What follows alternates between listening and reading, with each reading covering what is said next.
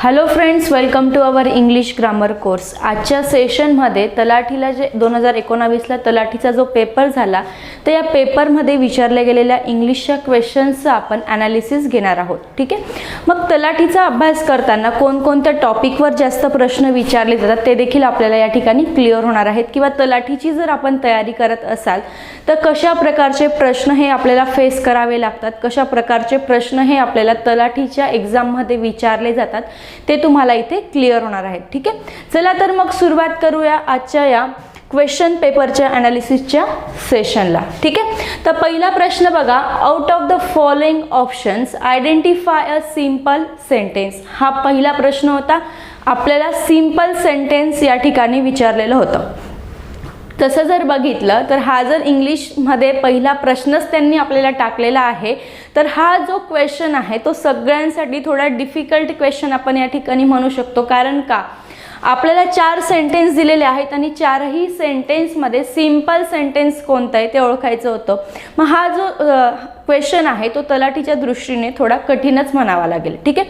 बघू ह्या 4ही सेंटेन्स कोणकोणते आहेत. Alexander the great was deeply injured by tribals in India. आता सिंपल सेंटेन्स म्हणजे काय, तर सिंपल सेंटेन्स म्हणजे असे वाक्य ज्याच्यामध्ये काय एकच प्रधान वाक्य आलेले असते, म्हणजे ज्याच्यामध्ये फक्त एकच मेन क्लॉज आलेला असतो. तर बघा हे जे सेंटेन्स आहे पहिलं, Alexander the great was deeply injured by the tribals. तर या सेंटेन्समध्ये अलेक्झांडर नाउन दिलेलं आहे द ग्रेट आणि was deeply injured by the tribals. तर इथे काय आलेलं आहे, अलेक्झांडर बद्दल अधिक माहिती त्या वाक्यामध्ये सांगितलेली आहे. म्हणजेच हे जे वाक्य आहे ते सिंपल सेंटेन्स आहे का, नाही. म्हणजे ए ऑप्शन त्या ठिकाणी आपले येणार नाही. ठीक आहे. बी सेंटेन्स बघा, ही वॉज फायटली वाउंडेड. म्हणजे काय, त्याला तो गंभीर जखमी झाला होता. मग या सेंटेन्समध्ये एकच क्लॉज आलेला आहे, प्रधान वाक्य आलेलं आहे. म्हणजे बी जे सेंटेन्स आहे ते कोणता सेंटेन्स आहे, ते सिंपल सेंटेन्स आहे. तर ज्यावेळेस आपण बी सेंटेन्स वाचतो त्यावेळेस आपल्याला लक्षात येतं की हे वाक्य जे आहे ते सिंपल सेंटेन्स आहे. मग पुढचे 2 वाक्य वाचण्यामध्ये आपला वेळ जो आहे तो घालवायचा नाही. कारण ज्यावेळेस आपण एक्झाम देत असतो त्यावेळेस आपल्याला वेळेचं देखील बंधन असतं.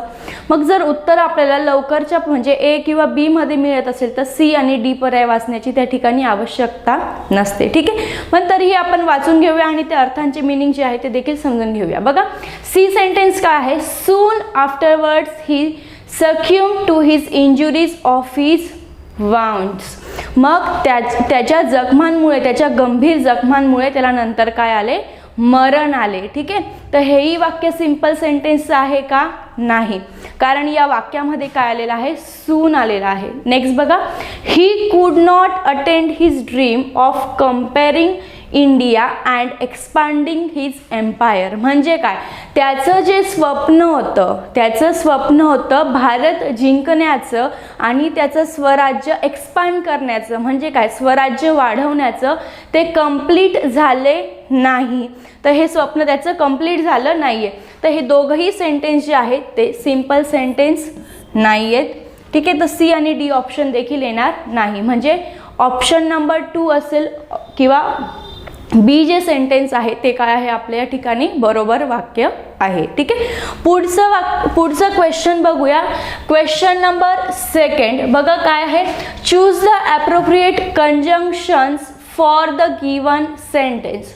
तलाठीचा जर अभ्यास तुम्ही करत असणार तर तलाठीमध्ये कंजंक्शन असेल किंवा आर्टिकल असेल याच्यावर प्रश्न हे बऱ्याच वेळेस आपल्याला विचारले जातात. म्हणजे हे 2 असे टॉपिक आहे यावर तुम्हाला प्रश्न दिसणारच आहे. ठीक आहे. तुम्ही कोणत्याही पेपरचं, कोणत्याही इयरच्या पेपरचं ॲनालिसिस जर कराल तर तुम्हाला कळेल की कंजंक्शन आणि आर्टिकल या दोघंही टॉपिकवर तलाठीला प्रश्न हे विचारले जातातच. बघा सेंटेन्स काय दिलंय, dash and dash he studies for at least 8 hours every day, he will not score 100% in CSAT. म्हणजे इथे वाक्यातून म्हणायचं काय असेल, जर त्याने किंवा तिने, इथे ही दिलाय म्हणजे काय, जर त्याने दिवसभरातून ॲटलिस्ट म्हणजे कमीत कमी 8 तास जर अभ्यास केला किंवा केला नाही असं असेल. पुढे बघा, ही विल नॉट स्कोअर 100%. मग इथे काय म्हटलंय, त्याला 100 मार्क्स जे आहे 100% जे आहे CSAT मध्ये मिळणार नाही. मग इथे कोणतं कंजंक्शन वापरू शकतो बघा, ऑप्शनमध्ये काय दिलंय, so that, if so, unless, until, either or. So that इथे काय, इथे सो दॅट वापरू शकतो का आपण, नाही. सो दॅट केव्हा वापरू, असे झाले तर त्याचा परिणाम तसा होईल त्यावेळेस आपण सो दॅट वापरतो. पण इथे काय म्हटलंय की असं जर केलं गेलं नाही तर त्याचा परिणाम म्हणजे त्याचं जे आपल्याला जो रिझल्ट मिळणार आहे तो मिळणार नाही. ठीक आहे, सो आपण इथे सो दॅट जे आहे ते वापरू शकत नाही. ठीक आहे, इफ सो देखील आपण इथे वापरू शकत नाही. आणि आयदर ऑर कुठे वापरतो, आयदर ऑर म्हणजे काय, ज्यावेळेस आपल्याला दोन गोष्टींपैकी एक गोष्ट निवडायची असेल किंवा दोन गोष्टींपैकी एका गोष्टीला आपल्याला प्रेफरन्स द्यायचा असेल त्यावेळेस आपण कसला वापर करतो, त्यावेळेस आपण आयदर ऑरचा वापर करतो. पण इथे काय म्हटलं गेलंय, इथे जर असे झाले नाही तर त्याचा परिणाम जो आहे तो असा होईल. मग इथे जे आहे तिथे आपण काय वापरू, इथे वापरू आपण अनलेस अँड अंटिल. ठीक आहे, unless and until he studies for at least 8 hours every day he will not score 100% in CSAT. ही जी वाक्याची रचना आहे ती बरोबर आहे, म्हणून ऑप्शन सी जो आहे तो या ठिकाणी करेक्ट ऑप्शन आहे. ठीक आहे, पुढचा क्वेश्चन बघूया. बघा पुढचा क्वेश्चन काय आहे, choose the option that best punctuates the given sentence. Sentence बघा काय दिलाय, he said I am speaking the truth. आता तो म्हटला की मी खरे बोलत आहे. आता या वाक्यामध्ये योग्य विरामचिन्हांचा जो वापर आहे तो आपल्याला करायचा आहे, योग्य पंक्च्युएशन मार्क्सचा जो वापर आहे तो आपल्याला करायचा आहे. मग बघा कसं करणार, छोट्या छोट्या सेंटेन्स जे आहे आपण ते छोट्या छोट्या तुकड्यांमध्ये विभागून घेऊया. ही सेड आहे ना, मग त्याच्याकडून बोलले गेलेले आहे, तर ऑप्शनमध्ये बघा ही सेड आहे, तर ही सेड नंतर काय असला पाहिजे, कॉमा असला पाहिजे, स्वल्पविराम असला पाहिजे. मग ए सेंटेन्स आणि बी सेंटेन्समध्ये ही सेड नंतर स्वल्पविराम आहे का, नाही आहे, म्हणजे ए आणि बी ऑप्शन इथे कट होतात. ठीक आहे, ऑप्शन थ्रू आपण उत्तरापर्यंत पोहोचतो. नंतर बघा त्याने म्हटले, नंतर काय म्हटले, I am speaking the truth. मग इथे आय एम जे आहे इथे बघा आय हा कॅपिटल लेटरमध्ये लिहिला आहे का, नाही, म्हणजे डी ऑप्शन पण काय होतो, कट होतो. मग सी ऑप्शन जे आहे तेच उरतंय, म्हणजे सी ऑप्शन या ठिकाणी काय आहे, बरोबर आहे. बघा पूर्ण आपल्याला जर वाक्य माहीत नसेल, पूर्ण आपल्याला कुठे काय वापरायचं ते जरी माहीत नसेल तरीही इथपर्यंत आपण पोहोचलो, तरीही आपण उत्तरापर्यंत पोहोचतोय. मग सी ऑप्शनमध्ये बघा, सी ऑप्शन का करेक्ट आहे आता सांगते. ही सेड त्यानंतर स्वल्पविराम दिलेला आहे, म्हणजे त्याच्याकडून बोललेले आहे ना, मग पुढे काय बोललं आहे ते वाक्य डबल इन्व्हर्टेड कॉमामध्ये आपण लिहितो. येतंय लक्षात, म्हणजे दुहेरी अवतरण चिन्ह आपण त्याला म्हणतो. तर त्याच्या तोंडातून जे शब्द निघालेले आहेत, तो जे वाक्य बोललेलं आहे ते वाक्य आपण डबल इन्व्हर्टेड कॉमा, ज्याला आपण दुहेरी अवतरण चिन्ह असं म्हणतो, त्याच्यामध्ये ते सेंटेन्स लिहिलेलं आहे. आणि मग वाक्य संपल्यानंतर काय दिलेलं आहे, फुल स्टॉप दिलेला आहे. येतंय लक्षात. तर ही जी रचना आहे, हे जे इथे जे विरामचिन्ह वापरलेले आहेत ते काय आहेत, बरोबर वापरलेले आहेत. आता बघा बी सेंटेन्स जर बघितलं तर हे जे वाक्य आहे इथे डबल इन्व्हर्टेड कॉमामध्ये लिहिलेलं नाहीये, म्हणून तिथं एक एरर आहे. परत फुल स्टॉप ह्या दोघंही वाक्यांमध्ये नव्हता, तोही एक एरर आहे. परत इथे काय नव्हतं, कॉमा नव्हते. पण अजून एक गोष्ट लक्षात ठेवायची, आय आपण जेव्हा लिहितो तर आय हा नेहमी आपण कॅपिटलमध्येच लिहित असतो, त्याला आपण, ठीक आहे, आय असा जो असेल तो काय असणार आहे, रॉंग असणार आहे. आयला आपण नेहमी कॅपिटल लेटरमध्ये लिहित असतो. ठीक आहे, पुढचा प्रश्न बघूया. Question number 4, choose the correct form of the noun for the given sentence. आता खाली आपल्याला एक सेंटेन्स दिलेला आहे आणि त्या सेंटेन्समध्ये नाउनचा कोणता योग्य फॉर्म बसेल ते आपल्याला लिहायचं आहे. बघा, Mussolini was an Italian dash. तर Mussolini was an Italian dash, तर पुढे कोणता नाउन येईल ते आपण शोधूया. बघा 4 ऑप्शन आहे, डिक्टेटरशिप, डिक्टेट, डिक्टेटर आणि डिक्टेटेड. ए ऑप्शन जर बघितलं, डिक्टेटरशिप त्याचा अर्थ होतो हुकुमशाही. काय होतो, हुकुमशाही असा होतो. नंतर डिक्टेट हा काय आहे, डिक्टेट हा वर्ब आहे. डिक्टेटर हा कसलं काम करतो, डिक्टेटर हा नाऊनचं काम करतो, ज्याचा अर्थ होतो हुकुमशहा. ज्याचा अर्थ काय होतो, हुकुमशहा असं होतो. आणि डिक्टेटेड काय आहे, डिक्टेटेड हा पण वर्बचं काम करतो, पण तो V2 मध्ये लिहिलेला आहे. ठीक आहे, पास्ट टेन्स मध्ये आपण डिक्टेटचं काय लिहितो, डिक्टेटेड असं लिहितो. तर डिक्टेटर म्हणजे काय, हुकुमशहा होतो. मग मुसोलिनी वॉज अन इटालियन काईल डिक्टेटरील. ठीक आहे, जो काय आहे नाऊन म्हणून वापरला जाणार आहे सेंटेन्समध्ये.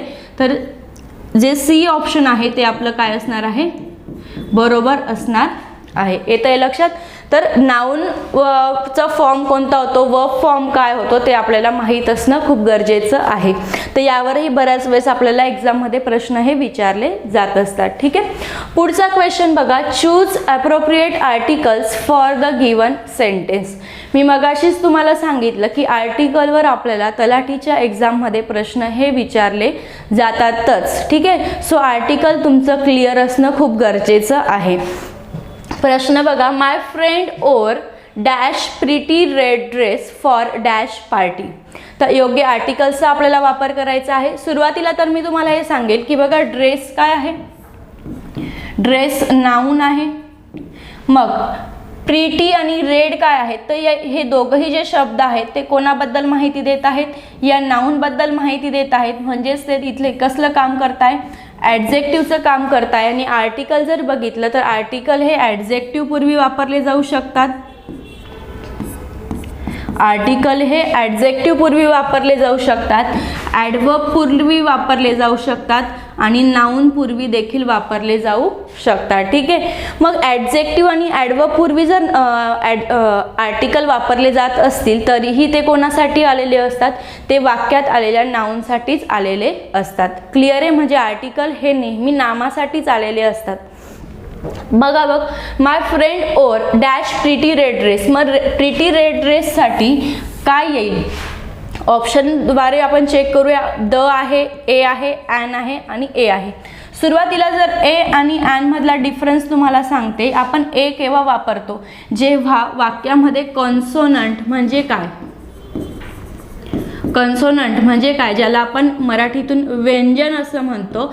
तर व्यंजन आलेले असेल किंवा नाऊनची सुरुवात किंवा ॲडजेक्टिव्हची सुरुवात जी आहे ती जर व्यंजनाने झालेली असेल, त्यांच्या उच्चारांची सुरुवात व्यंजनाने झालेली असेल तर आपण ए वापरतो. पण ज्यावेळेस सेंटेन्समध्ये वॉवेल्स आलेले असतील, ज्याला आपण मराठीतून स्वर असे म्हणतो, तर ज्या शब्दांची सुरुवात, ज्या शब्दांच्या उच्चारांची सुरुवात कशाने झालेली असेल, स्वराने झालेली असेल, तेव्हा आपण काय वापरतो, ॲन वापरतो. मग बघा इथे प्रिटी रेड ड्रेस आहे, तर इथे काय आहे, कन्सोनंट आलेले आहे, म्हणजे इथे आपण काय वापरणार, ए हे आर्टिकल वापरणार. तर कोणत्या ऑप्शनमध्ये पहिल्या ठिकाणी ए आहे, तर फक्त बी आणि सी. मग या ठिकाणी इथे बी आणि डी, मग या ठिकाणी सी आणि ए जे ऑप्शन आहे त्यांचा विचार करायचा नाही. आपल्याला फक्त या दोघंही ऑप्शनमधून एक जे आहे ते उत्तर मिळणार आहे. हे दोघंही ऑप्शन इथे आपले काय होत आहे, कट होत आहे. ठीक आहे, पुढे बघायचं, फॉर डॅश पार्टी. आता माझ्या फ्रेंडने तो प्रिटी रेड ड्रेस घातला होता, कशासाठी, तर पार्टीसाठी. मग पार्टी काय आहे, स्पेशल आहे की नाही, मग त्यासाठी आपण ॲन आर्टिकल वापरणार का, नाही. एकतर पार्टी जे आहे ते कन्सोनंटने सुरुवात झालेली आहे, व्यंजनाने सुरुवात झालेली आहे, असा देखील रूल तुम्ही तिथे अप्लाय करू शकता. म्हणजे तिथे ॲन येणार नाही आणि ए देखील येणार नाही, कारण त्या एका स्पेशल, त्या एका विशिष्ट पार्टीसाठी तो ड्रेस घातला गेला होता. म्हणजेच तिथे कोणतं आर्टिकल येणार, द आर्टिकल येणार. म्हणजे डी ऑप्शन जो आहे तो देखील इथे काय होत आहे, तो देखील इथे कट होणार आहे. आणि बी जो ऑप्शन असणार आहे, मग तो काय असणार आहे, आपला करेक्ट ऑप्शन असणार आहे. ठीक आहे, तर हे आपण आर्टिकल्सबद्दल देखील थोडे बघून घेतलेलं आहे. नंतर पुढचा क्वेश्चन बघूया, choose the appropriate collective noun to complete the sentence. बघा ज्यावेळेस मी तुम्हाला कलेक्टिव्ह नाउन शिकवलं त्यावेळेस सांगितलं होतं की कलेक्टिव्ह नाउनवर बऱ्याच वेळेस आपल्याला प्रश्न हे विचारले जात असतात.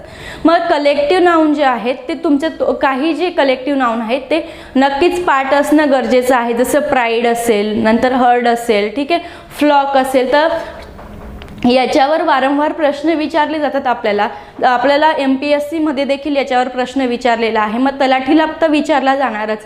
तर बघा प्रश्न काय आहे, a dash of elephants blocked our way.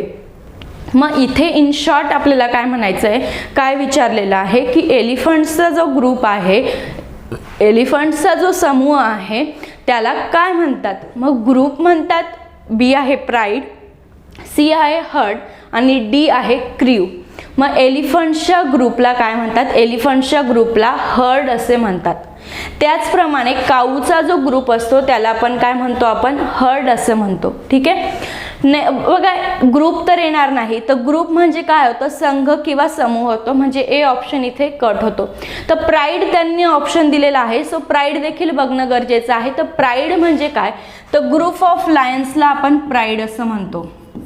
Group of लायन्सला आपण काय म्हणतो, प्राईड असं म्हणतो. तर प्राईड प्रमाणेच ट्रूप देखील आपण त्याला म्हणतो, ग्रुप ऑफ लायन्सला ट्रूप देखील म्हणतो. येतंय लक्षात. तर हा जो हे जो प्राईड शब्द आहे तो आपल्याला MPSC मध्ये देखील विचारलेला होता, सो तो देखील लक्षात ठेवा. नंतर क्र्यू म्हणजे काय, तर वाहन चालकांचं जे दल असतं, ठीक आहे, वाहन चालकांचं दल असतं त्याला काय म्हणतात, क्र्यू असे म्हणतात. वाहन चालकांचे जे दल असतं त्याला काय म्हणतात, क्र्यू असं म्हणतात. म्हणजे ग्रुप ऑफ ड्रायव्हर्स असं आपण त्याला म्हणू शकतो, तर त्याला क्र्यू असं म्हणतात. ठीक आहे. पण ऑप्शन काय आहे, सी जो ऑप्शन आहे तो आपला बरोबर आहे, herd. A herd of elephants blocked our way. म्हणजे एलिफंट्सचा जो ग्रुप होता त्यांनी काय केलं, आमचा रस्ता बंद केला. ठीक आहे. तर पुढचा क्वेश्चन बघूया. पुढचा क्वेश्चन बघा 7 नंबरचा, choose the most suitable conjunction for the given sentence.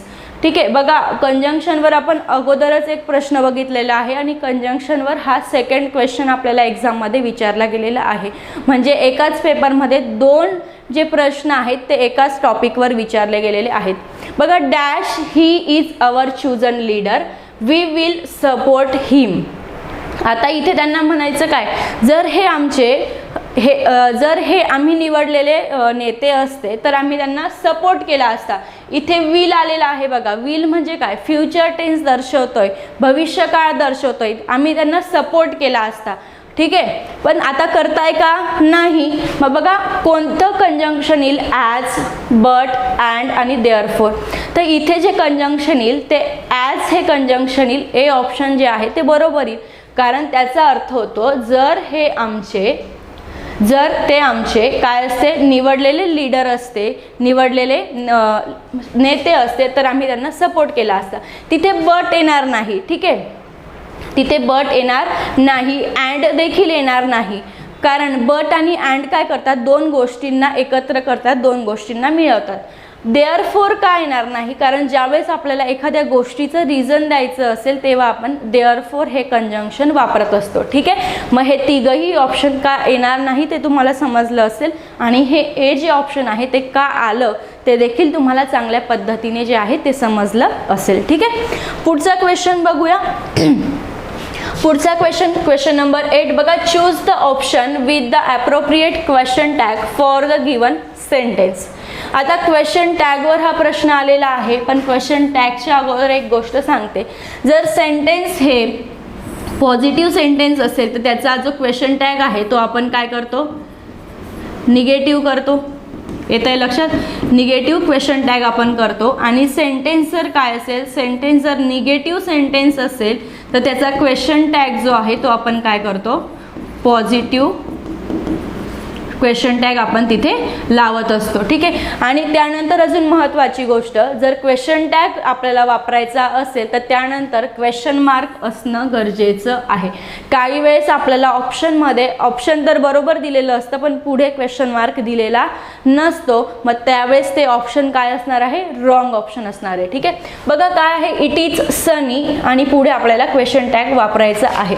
बघा इथे वाक्याची सुरुवात कशाने झालेली आहे, इट इजने झालेली आहे. मग क्वेश्चन टॅग करतानाही आपण इट इजचाच वापर करू. फक्त जो क्वेश्चन टॅग असणार आहे तो काय असणार आहे, निगेटिव्ह असणार आहे. मग इथे ए ऑप्शन काय आहे, आरंट इट. इथे आरचा काही हे संदर्भ नाहीये म्हणजे आरंट येणार नाही. इथे आहे वॉजंट इट, तर वॉजंट इटचाही काही संबंध नाही आहे. डी ऑप्शन आहे वेरंट इट, काही संबंध नाही आहे. इथे इजंट इट आहे, सॉरी इथे इट इज आहे, तर क्वेश्चन टॅग पण काय होणार, इजंट इटच होणार. ठीक आहे. तर इथे आपल्याला जे वाक्याची सुरुवात जी आहे ती ज्या शब्दांनी झालेली असेल तर त्याच शब्दांचा आपण पुढे काय करणार आहोत, क्वेश्चन टॅग करणार आहोत. पण मात्र इथे क्वेश्चन मार्क असणं जरुरी आहे. ठीक आहे. तर याचं ऑप्शन नंबर सी जे आहे ते काय आहे, बरोबर आहे. ठीक आहे. हा क्वेश्चन देखील तुम्हाला क्लिअर असेल. पुढच्या प्रश्नाकडे वळूया. क्वेश्चन नंबर 9 बघा, choose the correct form of modal auxiliary verb for the given sentence. तर मॉडल ऑक्झिलरीवर हा आपल्याला प्रश्न विचारलेला आहे. तर वाक्यामध्ये कोणती मॉडल ऑक्झिलरी वापरणार असं विचारलेलं आहे. पण मॉडल ऑक्झिलरीचा जर विचार केला तर मॉडल ऑक्झिलरीवर कशा पद्धतीने प्रश्न विचारले जातात किंवा पुढेही विचारू शकतात ते मी तुम्हाला शॉर्टमध्ये सांगते. बघा, एकतर अशा टाईपचा प्रश्न असतो की कोणती मॉडल ऑक्झिलरी तुम्ही वापरणार. सेकंड टाईप असा असतो की वाक्यात दिलेली जी मॉडल ऑक्झिलरी आहे त्या मॉडल ऑक्झिलरी ऐवजी तुम्ही कोणती दुसरी मॉडल ऑक्झिलरी वाक्यामध्ये वापरू शकता. येते लक्षात, कारण अशा काही मॉडल ऑक्झिलरी आहेत त्यांचा वापर आपण सेम टाईपने वाक्यामध्ये करू शकतो. तर हा देखील जो प्रश्न आहे तो तुम्हाला इन फ्युचर जर तलाठीची परत एक्झाम झाली तर विचारू शकतात. सो त्याच्यासाठी प्रिपेअर असणं गरजेचं आहे. ठीक आहे. प्रश्नाकडे वळूया. Dash it rain there will be no match today. Option बघा, will, would, will, could, would आणि शूड आहेत. मग बघा, इथे आपण विल वापरणार का, कुड वापरणार का, वूड की शूड. इथे आपण शूड वापरणार का ते सांगते. ऑप्शन काय आहे, शूड आहे. डी ऑप्शन बरोबर आहे. का, कारण शूड आपण केव्हा वापरतो की आता जर असं झालंय तर त्याचा परिणाम असा होईल, म्हणजे भविष्य काळामध्ये असं होईल असं जेव्हा आपल्याला सांगायचं असतं तेव्हा आपण शूड या मॉडल ऑक्झिलरीचा वापर हा करत असतो. मग विल मॉडल ऑक्झिलरी आपण केव्हा वापरतो, जेव्हा आपल्याला एखाद्याला धमकी द्यायची असेल, एखाद्याला कमांड द्यायची असेल तर त्यावेळेस आपण विल ही मॉडल ऑक्झिलरी वापरतो. ठीक आहे. मग इथे आपल्याला काही धमकी द्यायची का नाही, कोणाला कमांड द्यायची का नाही, म्हणजे विल ही मॉडल ऑक्झिलरी आपण इथे वापरणार नाही. कूड का वापरली नाही आपण तिथे, कारण कूड ही आपण भूतकाळातील सवय दर्शवण्यासाठी वापरत असतो. इथे भूतकाळातील सवय दर्शवलेली आहे का वाक्यामध्ये, नाही, म्हणजे कूड देखील आपण तिथे वापरणार नाही. आता वूड, वूड म्हणजे काय, वूडचा वापर हा यूज टू प्रमाणे होतो. यूज टू ही पण एक मॉडल ऑक्झिलरी आहे. ठीक आहे. कोर्समध्ये मी तुम्हाला अगदी डिटेल सांगितलेलं आहे याबद्दल.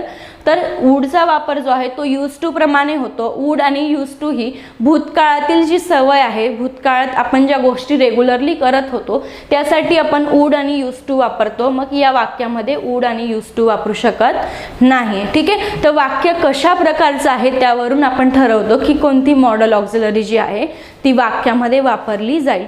बघा, मॉडल ऑक्झिलरी हा टॉपिक खूप जणांना कठीण वाटत असतो, पण त्यात कठीण असं काही नाही. एकदा जर आपल्या त्याबद्दलच्या कन्सेप्ट, त्याबद्दलचे रूल जर क्लिअर असेल तर आपल्याला अगदी विदिन सेकंदामध्ये आपण उत्तरापर्यंत पोहोचतो. पुढचा क्वेश्चन बघा, choose the option with the appropriate suffix to complete the given sentence.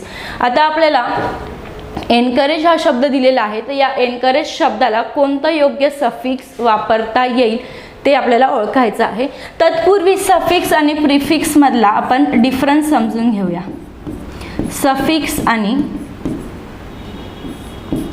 Prefix. Suffix म्हणजे काय, जो शब्दाच्या नंतर वापरला जातो. ठीक आहे. म्हणजे वर्ड नंतर जे आपण प्रत्यय लावतो त्याला सफिक्स असं म्हणतो. आणि प्रिफिक्स म्हणजे काय, तर वर्डच्या अगोदर म्हणजे शब्दाच्या अगोदर जे प्रत्यय आपण लावतो त्याला प्रिफिक्स असं म्हणतो. ठीक आहे. आता सफिक्स आणि प्रिफिक्स तुम्हाला क्लिअर आहे. ठीक आहे. वाक्य बघा, children who do not perform well in examination needs a lot of encourage. यांना म्हणायचं काय की ज्या मुलांनी एक्झाममध्ये व्यवस्थित परफॉर्मन्स दिलेला नाही आहे, म्हणजे ज्यांनी व्यवस्थित एक्झाम दिलेली नाही आहे, तर त्यांना नक्कीच कसली गरज आहे, एनकरेज करण्याची, त्यांचा प्रोत्साहन वाढवण्याची गरज आहे. मग एनकरेजला आपण कोणता सफिक्स वापरणार, एनकरेज्ड वापरणार का, नाही. कारण पास्ट टेन्स होऊन जाईल एनकरेजचा, फुल पण वापरणार नाही, एनकरेज फुल पण वापरणार नाही आणि एनकरेजिंग पण वापरणार नाही, कारण एनकरेज जो आहे त्याला आपल्याला इथे काय बनवायचं आहे, नाऊन बनवायचं आहे. मग ज्यावेळेस आपण एनकरेजला काय लावणार, एनकरेजमेंट म्हणजे मेंट हा सफिक्स लावणार, तेव्हा तो नाऊन फॉर्ममध्ये येणार. म्हणून डी जो ऑप्शन आहे तो काय असणार आहे, बरोबर ऑप्शन असणार आहे encouragement. Okay, needs a lot of encouragement हा शब्द काय असणार आहे, बरोबर असणार आहे. ठीक आहे, पुढच्या प्रश्नाकडे वळूया आता. पुढचा प्रश्न बघा, choose the correct form of tense for the given sentence. It dash impossible dash a crying baby. आता इथे इम्पॉसिबल आहे दिलेलं आणि पुढे आहे क्राईंग, या गोष्टीकडे फोकस करा. बघा इथे जर क्राईंग दिलेलं आहे, तर नक्कीच आपण इथे कोणता टेन्स वापरणार, कंटिन्युअस टेन्स वापरणार. येतंय लक्षात, कंटिन्युअस टेन्स वापरणार. तर बघा इथे आहे इज, हॅड, वॉज आणि इज.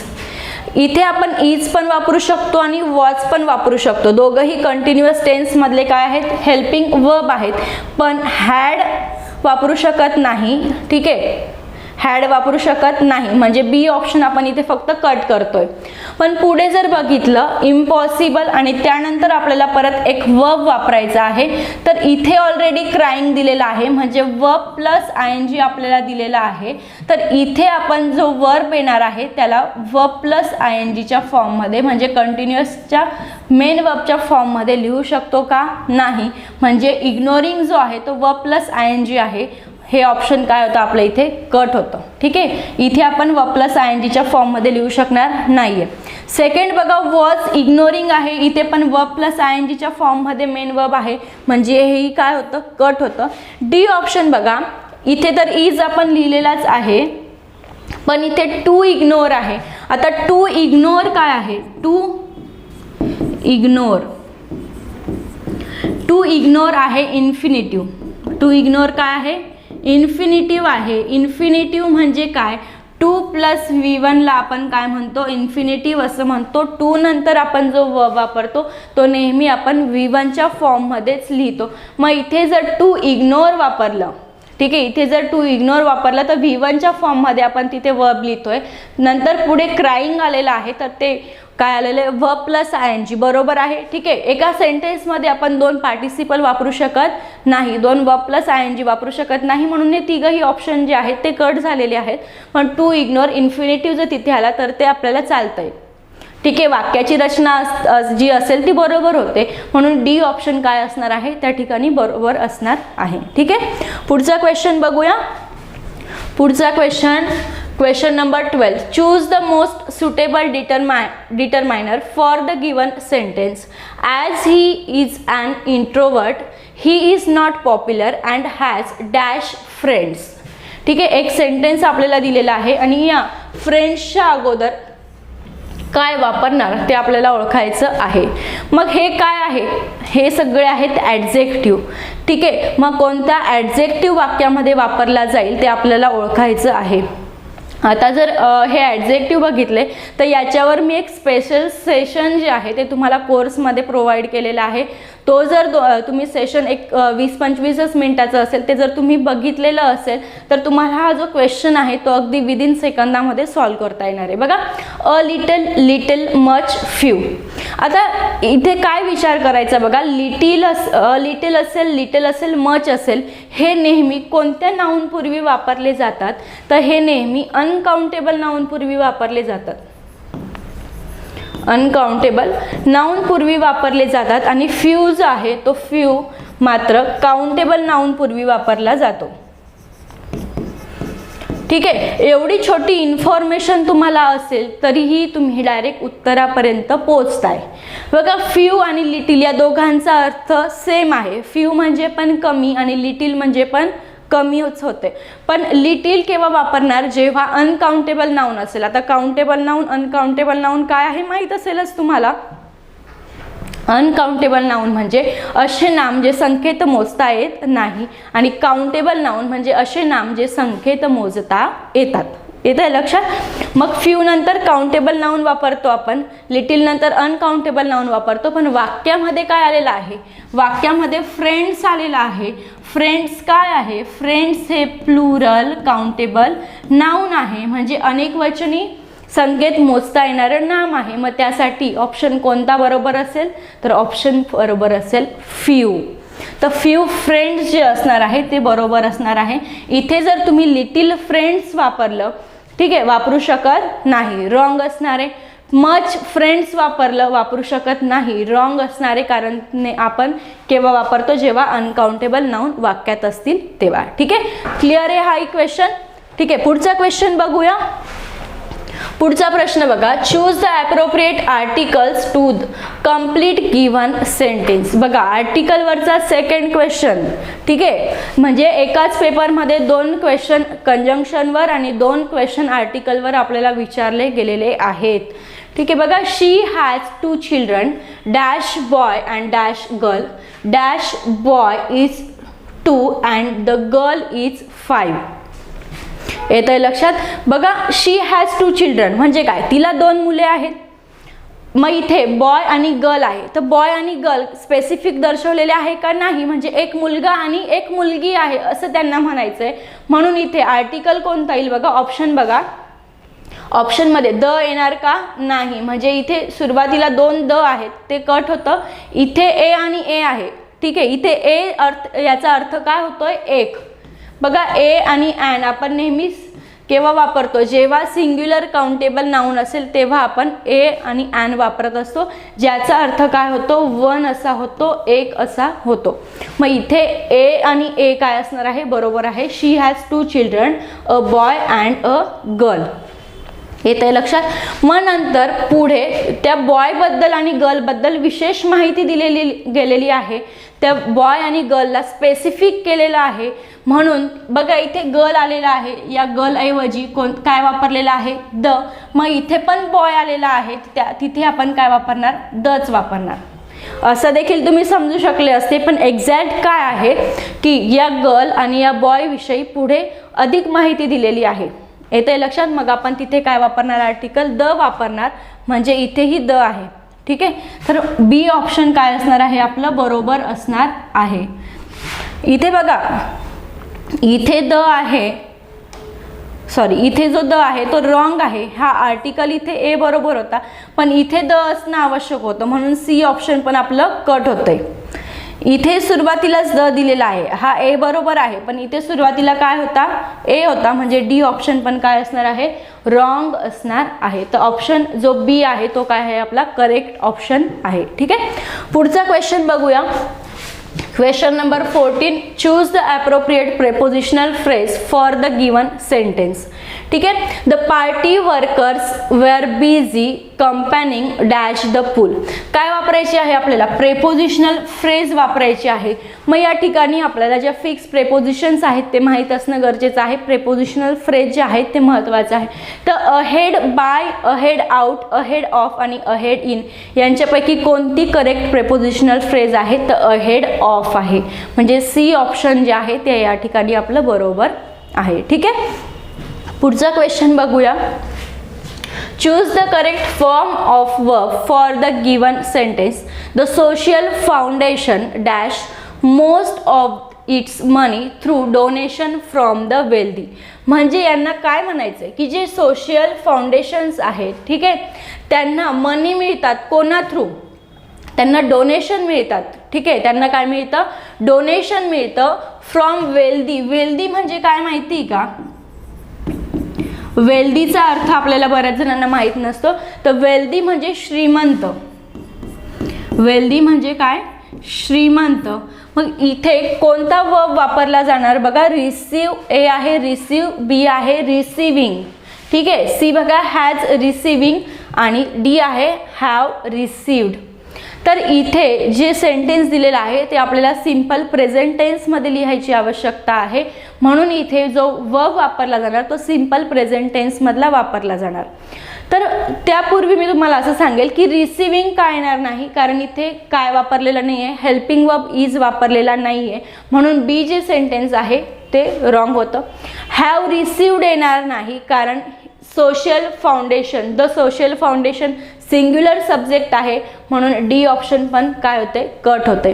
हॅज रिसिविंग त्या ठिकाणी देखील येणार नाही, कारण आपल्याला जे सेंटेन्स दिलेलं आहे ते सिंपल प्रेझेंट टेन्समध्ये दिलेलं आहे. येतंय लक्षात. आणि इथे मोस्ट ऑफ इट्स दिलेलं आहे. ठीक आहे. तर बघा रिसिव्ज येणार म्हणजे वर्बला एस किंवा ES प्रत्यय आपण प्रेझेंट टेन्समध्ये लावत असतो, म्हणून फर्स्ट ए जे ऑप्शन आहे ते काय आहे आपलं बरोबर ऑप्शन आहे. ठीक आहे. पुढचा प्रश्न बघूया. हा जो पेपर आहे याच्यामध्ये 25 क्वेश्चन्स जे आहे ते इंग्लिश ग्रामरचे विचारलेले होते.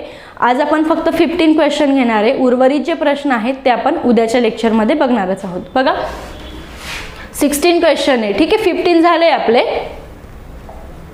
येस 15 क्वेश्चन झालेले आहेत. तर आपण इथे थांबूया. उद्या 16 to 25 जे क्वेश्चन आहेत ते आपण बघणारच आहोत. तर तुम्हाला काय करायचं मी ते सांगते. तलाठीची जर तुम्ही तयारी करत असणार तर तुम्हाला काय करायचं आहे. सर्वात प्रथम तर तलाठीचे आतापर्यंतचे आलेले जे सगळे क्वेश्चन आहेत त्या क्वेश्चनचं ॲनालिसिस करा, आणि त्या क्वेश्चन्सचं ॲनालिसिस कसं करायचं ते देखील सांगते. तुम्ही प्रश्न वाचतात, उत्तरापर्यंत देखील तुम्ही पोहोचतात, पण जे अदर जे ऑप्शन दिलेले आहेत आपल्याला ते का येणार नाहीत ते देखील शोधण्याचा प्रयत्न तुम्ही करायचा आहे. अशा पद्धतीने जेव्हा तुम्ही अभ्यास करणार तर तुमचा प्रत्येक टॉपिक हा क्लिअर होतो. आणि जर तुम्हाला कदाचित ते प्रश्नांच्या रिलेटेड जर प्रश्न काही पुढे एक्झाममध्ये आले तर त्याची देखील तुम्हाला मदत होते. आपल्या या यूट्यूब चॅनलवर तुम्हाला तलाठीचे असेल किंवा MPSCचे असेल, आता असं कोणताही विद्यार्थी नाही आहे की तो फक्त तलाठीचीच एक्झाम देतो, तो कंबाईन पण ट्राय करतो, MPSC पण ट्राय करतो किंवा इतर सरळ सेवाही ट्राय करत असतो. किंवा MPSCचे विद्यार्थी जर हा व्हिडिओ बघत असतील तर त्यांना सांगते की तुम्ही MPSCचा जरी अभ्यास करत असणार, कंबाईनचा करत असणार किंवा क्लास 3चा करत असणार, तरीही हे जे क्वेश्चन आहेत त्यांचं ॲनालिसिस घेते, त्याच्यातनं तुमचा टॉपिक जो आहे तो क्लिअर होतोय. ठीक आहे. तुम्ही फक्त एवढं लक्षात घ्या की आपला जो टॉपिक आहे तो क्लिअर होतोय. तर प्रत्येक जे ॲनालिसिसचे व्हिडिओ आहेत ते तुम्ही पूर्ण बघा. त्यांचं ॲनालिसिस करून दिलेलं आहे. ते कशा पद्धतीने जे ऑप्शन आहेत ते आपण कट करतो, लवकर उत्तरापर्यंत कसं पोहोचतो ते देखील ऑब्झर्व करा. ठीक आहे. तर पुन्हा भेटूया एका नवीन सेशनमध्ये, आणि पुढचे क्वेश्चन जे आहेत ते आपण पुढच्या लेक्चरमध्ये नक्कीच घेऊया. Have a nice